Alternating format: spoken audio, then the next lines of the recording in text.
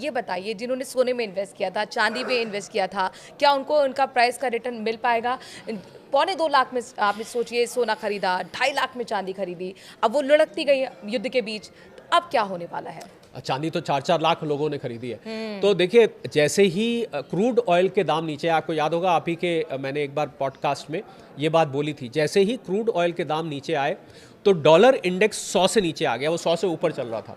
उस dollar index के मानो नीचे आते ही बॉन्ड यील्ड्स कम हुए और सोना एकदम, जो कि $4600 के आसपास था, बढ़ के $4800 के आसपास पहुंच गया है।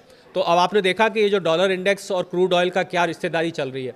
तो मुझे लग रहा है कि अगर यहाँ से क्रूड ऑयल नीचे जाता है तो सोना आपको वापस ऊपर जाता देखेगा। पर ज़रूरी बात सोने चांदी के शौकीन लोगों के लिए कि सोना चांदी वैसे ही आपको 2 साल में ऊपर जाता दिखेगा। ये क्रूड ऑयल से अपनी रिश्तेदारी को कभी ना कभी तोड़ेगा और तोड़ के ऊपर निकलेगा। और युद्ध कब तक चलेगा, कब तक ये सब होगा, अल्टीमेटली डॉलर ने कमज़ोर होना ही होना है मनु, ये मैं यकीनी तौर पे आपको कह रहा हूँ। और सोने चांदी ने ऊपर जाना ही जाना है। समय लग सकता है, इसलिए थोड़ा थोड़ा करके लें और लंबे वक्त के लिए। एक वक्त तो ये था, जैसे हम लोग जिक्र भी कर रहे हैं कि चांदी 4 लाख पहुंच गई थी, सोना 2.25 लाख पर पहुंच गया था, तब कहा जा रहा था कि सेफेस्ट इन्वेस्टमेंट है और स्टॉक मार्केट में भी लोग इन्वेस्ट ना करके इसमें इन्वेस्ट कर रहे हैं। लेकिन अभी मौजूदा स्थिति को देखकर क्या लग रहा है? क्या गेम ओवर हो गया सोने चांदी का? क्या नहीं, लोगों का बिल्कुल भरोसा खत्म हो रहा है? बिल्कुल ओवर नहीं हुआ है मनु, बिल्कुल भी ओवर नहीं हुआ है। अभी भी आप इसको अगर थोड़ा थोड़ा करके लंबे समय के लिए, असल में दिक्कत क्या है, उन लोगों को ज़्यादा दिक्कत आ रही है मनु, सोने चांदी के निवेश को, जो ट्रेडर्स बन गए हैं, यानी कि जो 1 महीने 2 महीने के लिए ले रहे हैं। अगर आप 2 से 5 साल का नज़रिया सोने में रख के चलेंगे, आपको सोना चांदी निराश नहीं करेगा। हालांकि ये मैं कहना चाहूँगा, हम किसी को निवेश करने के लिए इंसाइट नहीं कर रहे, आपको अपने फाइनेंशियल एडवाइज़र से सलाह लेनी चाहिए। पर सोने का ट्रेंड ऊपर को है। और देखिए, एक मज़ेदार बात आपको मैं बताता हूँ कि ये जो क्रूड ऑयल के दाम है, ये सोने को ऊपर नहीं जाने दे रहे थे और निवेशक इसको नीचे नहीं आने दे रहे थे। तो इसलिए सोने में अंडर करंट जो है, नीचे की जो सरफेस है, वो तेज़ी की है और मुझे लग रहा है ये ऊपर जाएगा ही जाएगा। यानी कुल मिलाकर रिटर्न मिलने वाला है, तो निराश आपको होने की जरूरत नहीं है। क्या अभी राइट टाइम होगा इन्वेस्ट करने का सोने चांदी में? बिल्कुल, मुझे लगता है अगर आप थोड़ा थोड़ा करके ले रहे हैं, पहली बात, एक साथ सारा पैसा मत डालिए, ये मैं बार बार जोर दे के कहता हूँ। मान लीजिए आपके पास 2 लाख रुपए हैं, तो 20-20 हज़ार रुपए के 10 हिस्से बना लीजिए और जब जब नीचे आए, हफ्ते बाद, कभी 10 दिन बाद, कभी 15 दिन बाद, इसको लेके रखिए और कम से कम 2 साल का नज़रिया रखिए। फिर आप और हम यहीं पर होंगे और तब लोगों से पूछेंगे कि उन्होंने क्या खोया, क्या पाया। युद्ध के लिए जैसे सीज फायर का ऐलान ट्रम्प की तरफ से किया गया, एकदम उछाल स्टॉक मार्केट, शेयर मार्केट में दिखा, 3 पॉइंट्स का हमें उछाल देखने को मिला है। तो क्या ये सटोरियों का है गेम? इसके पीछे की इनसाइड स्टोरी भी समझाइए। बिल्कुल, देखिए, क्या हमें सोच समझ के इन्वेस्टमेंट करना चाहिए? फिर ऐसा लगता है कई बार मनु के स्टॉक मार्केट छोटा सा बच्चा है। छोटी सी अच्छी खबर आती है और बच्चा, आपने देखा होगा, इतना खुश होने लगता है। और छोटी सी दुख भरी बात होती है, उसके हाथ से कुछ छीन लीजिए, एकदम से रोना शुरू कर देता है। ये शेयर मार्केट कभी कभी ऐसे ही बिहेव करता है। 950 पॉइंट का उछाल इस खबर पे। क्या शेयर मार्केट ट्रम्प साहब के दिमाग को नहीं जानता है? क्या ट्रम्प साहब जिसको जानता नहीं कि वो पलटी मारते हैं? मुझे लग रहा है इस समय शेयर मार्केट में आंख बंद करके छलांग नहीं लगानी चाहिए। अगर आप शेयर मार्केट में आना चाहते हैं तो 10 साल का नजरिया रखिए, 5 से 10 साल का, और वहां भी आप थोड़ा थोड़ा करके लगाइए। परंतु कंपनीज की चॉइस ऐसे होनी चाहिए मनु, जैसे कि एक अरेंज्ड मैरिज में कोई रिश्ता ढूंढा जाता है, परिवार देखा जाता है पीछे कैसा है, लड़की लड़का कुछ कमाते हैं कि नहीं कमाते, उनके ऊपर कोई केस तो नहीं चल रहा, उनकी रेपुटेशन कैसी है, उसका भविष्य कैसा है। अगर आप वाकई में ये सब देख के शेयर का चयन करेंगे ना, तो कभी गलत साबित नहीं होगा। चूंकि आप एक्सपर्ट हैं मार्केट के, तो जरा पोर्टफोलियो भी हमारे दर्शकों को बता दीजिए कैसा होना चाहिए, ताकि वो निराश ना हो पाए आगे जाकर। बिल्कुल, आपके पोर्टफोलियो में बैलेंस्ड होना चाहिए। मुझे लग रहा है इस समय जो सबसे अच्छे लेने वाले हैं मनु, वो डिफेंस के शेयर्स हैं। पर देखिए, शेयर्स का चयन बहुत समझदारी से करना है। डिफेंस में ये नहीं कि कुछ भी उठा लिया। FMCG, fast moving consumer goods sector है, वो अच्छा सेक्टर है। रिन्यूएबल एनर्जी बहुत अच्छा सेक्टर है।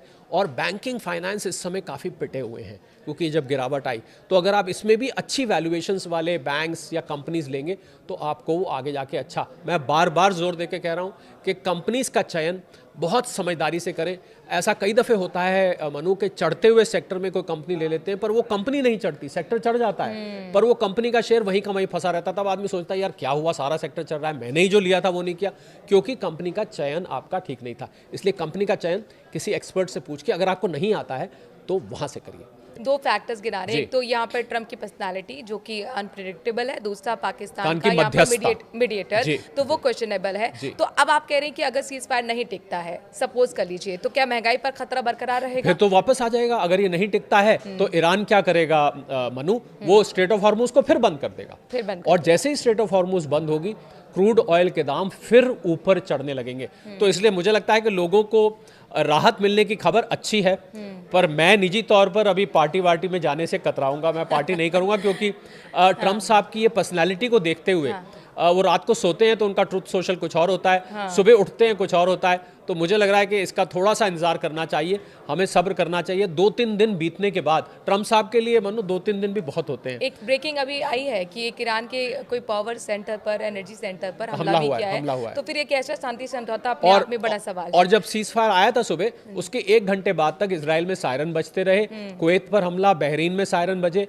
तो देखिए, सीज फायर का टिकना और सीज फायर की बात करना दो अलग अलग चीजें होती हैं। तो पहले बारीकी से नजर बना के रखिए, एक तो ट्रम्प साहब के दिमाग पर, पहली बात। दूसरी बात कि ये जो आपने ब्रेकिंग अभी बात करी है इस पर, क्योंकि अगर ये सीज फायर नहीं टिका तो ईरान को देर नहीं लगेगी स्ट्रेट ऑफ हॉर्मुज को फिर बंद करने में। अभी स्ट्रेट ऑफ हॉर्मुज खोल दिया, अभी खोल दिया है, तो अब जाहिर तौर पर एकदम अचानक तो सारे टैंकर निकलेंगे नहीं, धीरे धीरे निकलेंगे। जी। तो वो सप्लाई को नॉर्मल होने में कितना वक्त लग सकता है? देखिए, रोज के करीब 120 से 150 टैंकर वहां से निकलते हैं, शिप्स निकलते हैं स्ट्रेट ऑफ हॉर्मुज से। करीब 33 किलोमीटर चौड़ा ये रास्ता है। तो वहां पर ऐसा माना जा रहा था कि करीब 1200 से भी ज़्यादा, 12,000 से भी ज़्यादा टैंकर्स फंसे हुए थे। तो आहिस्ता आहिस्ता करके निकलेंगे। अब इतने सारे एक साथ निकल नहीं सकते क्योंकि रास्ता इतना चौड़ा नहीं है।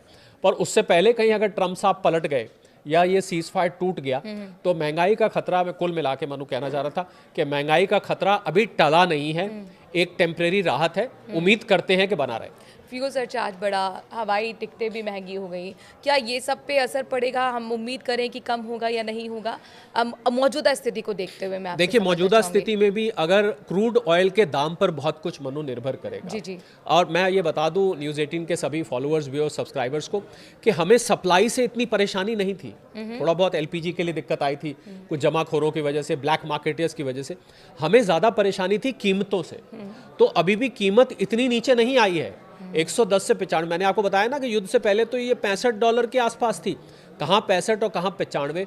तो मुझे लग रहा है कि क्रूड ऑयल को और कम होना पड़ेगा अगर हमें महंगाई को वाकई कम होते देखना है, वरना आपको महंगाई अभी भी ये ऊपर की तरफ है। और मनु, एक ज़रूरी बात, आज रिजर्व बैंक ऑफ इंडिया की मॉनेटरी पॉलिसी कमेटी की रिपोर्ट आई है, जिस रिजर्व बैंक ऑफ इंडिया क्या करता है कि महंगाई पर नजर रखता है और अपने अनुमान देता है। उन्होंने अनुमान पहले से ज़्यादा महंगाई के बढ़ा दिए हैं। तो रिजर्व बैंक ऑफ इंडिया को भी लग रहा है कि महंगाई आने वाली है। तो मुझे लग रहा है लोगों को ना थोड़ी सी किफ़ायत, थोड़ी सी कंजूसी शुरू कर देनी चाहिए, क्योंकि अगर महंगाई बढ़ती है तो आपके घर का बजट बिगड़ेगा। तो इसलिए जो ज़रूरी खर्चे हैं वही करिए, आलतू फालतू के खर्चों पे थोड़ा सा मुझे लगता है लगाम लगानी चाहिए। बहुत बहुत शुक्रिया, thank you for valuable suggestion sir.